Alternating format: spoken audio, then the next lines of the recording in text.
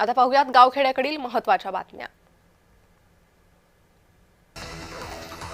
शिक्षकांच्या मागणीसाठी हिंगोलीच्या हिवरखेड गावात शाळा जिल्हा परिषद कार्यालयामध्ये भरवण्यात आली होती। पहिली ते 8वी साठी फक्त 3च शिक्षक असून अनेकदा शिक्षकांची मागणी करूनही शिक्षक मिळाले नाही। यामुळे विद्यार्थ्यांनी जिल्हा परिषद कार्यालयामध्येच शाळा भरवली। हे आंदोलन पाहून अधिकाऱ्यांनी विद्यार्थ्यांची मागणी ऐकून घेत तत्काळ एका शिक्षकाची नियुक्ती शाळेत करून दिली आहे।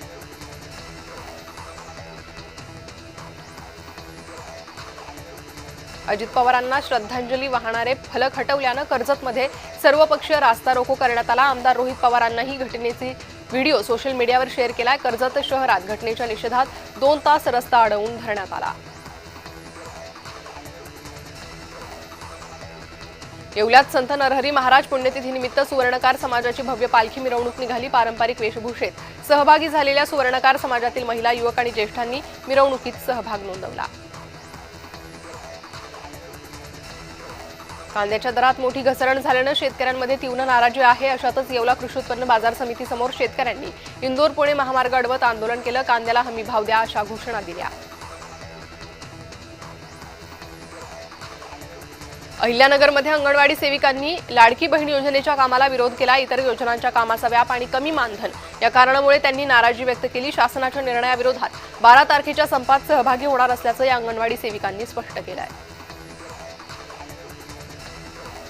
नाशिकमध्ये बिरबलनाथ महाराज यात्रेच्या निमित्तानं भव्य बैलगाडा शर्यतीचं आयोजन केलं होतं। आमदार श्याम खोडे यांनी या स्पर्धेसाठी लाखो रुपयांची बक्षीसही ठेवली होती। राज्यभरातील बैलगाडा स्पर्धक आणि शर्यत प्रेमींनी प्रचंड गर्दी केली। लाडकी बहीण योजनेचे 3 महिन्यांचे पैसे एकत्र मिळणार आहेत। तांत्रिक कारणांमुळे किंवा ई-केवायसी प्रक्रिया अभावी ज्या महिलांचे ते रखडले होते त्यांना आता दिलासा मिळणार आहे। नोव्हेंबर, डिसेंबर आणि जानेवारी या 3 महिन्यांचे एकत्रित 4,500 रुपये बँक खात्यात जमा केले जातील। यवतमाळमध्ये रिक्षाचा अपघात झाल्यानं 10 वर्षीय मुलीचा मृत्यू झालाय तर आई गंभीर जखमी आहे। पुसद इथे नवस फेडण्यासाठी मायलेकी जात होत्या, मात्र वाहकाचं नियंत्रण सुटल्यानं अपघात झाल्याची प्राथमिक माहिती आहे। कोल्हापूर इथे खासदार धनंजय महाडिक यांच्या पुढाकारानं भीमा कृषी आणि पशु प्रदर्शन 13 ते 16 फेब्रुवारी या कालावधीत आयोजित केलं। अनेक प्रकारचे प्राणी या प्रदर्शनात पाहता येतील। शिवाय या प्रदर्शनात तांदूळ महोत्सव देखील आयोजित करण्यात आला। येवल्यात संत नरहरी महाराज यांच्या 740व्या पुण्यतिथीनिमित्त सुवर्णकार समाजाच्या वतीनं भव्य पालखी मिरवणूक काढण्यात आली। पारंपरिक वेशभूषेत महिला, युवक आणि ज्येष्ठ नागरिकांनी मिरवणुकीत सहभाग घेतला। यावेळी संत नरहरी महाराजांना अभिवादन करण्यात आलं। माजी सहकार मंत्री अभयसिंहराजे भोसले यांच्या पुण्यतिथीनिमित्त मंत्री शिवेंद्रराजे भोसले यांनी अभिवादन केलंय। यावेळी साताऱ्यात विविध धार्मिक आणि सामाजिक कार्यक्रमांचं आयोजन करण्यात आलं। पुण्यतिथीनिमित्त आमदार मनोज घोरपडे यांच्यासह नागरिक उपस्थित होते। हिंगोली जिल्ह्यात 10वी-12वी परीक्षांच्या पार्श्वभूमीवर कॉपीमुक्त अभियान राबवलं जाणार आहे। जिल्हाधिकारी राहुल गुप्ता यांनी याची माहिती दिली आहे। या अभियानांतर्गत सर्व परीक्षा केंद्रावर सीसीटीव्ही कॅमेरे बसवण्यात येणार आहे, तर परीक्षा केंद्रावर गैरप्रकार आढळल्यास कठोर कारवाई केली जाईल। हिंगोलीत टाकळगाव परिसरात सकाळी मॉर्निंग वॉक करणाऱ्या 75 वर्षीय वृद्धाचा वाहनाच्या धडकेत मृत्यू झाला।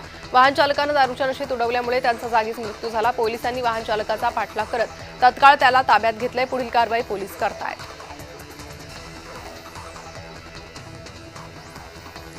दिवंगत उपमुख्यमंत्री अजित पवार यांच्या अस्थींचं तापी निम्न प्रकल्प पाडळसरे धरणात विसर्जन करण्यात आलं। यावेळी माजी मंत्री अनिल पाटील यांच्यासह नेते पदाधिकाऱ्यांनी अस्थि कलशाचं दर्शन घेतलं। अजितदादा आठवणीत यावेळी कार्यकर्ते भावूक झाले। गोंदियाच्या वडदगावातील बैलगाडा शर्यतीत बिना कातकराची बैलजोडी धावली। वडदगावातील शंकरपटात हा थरार पाहायला मिळाला। या बैलजोडीचा व्हिडिओ सध्या सोशल मीडियावर प्रचंड व्हायरल होतोय।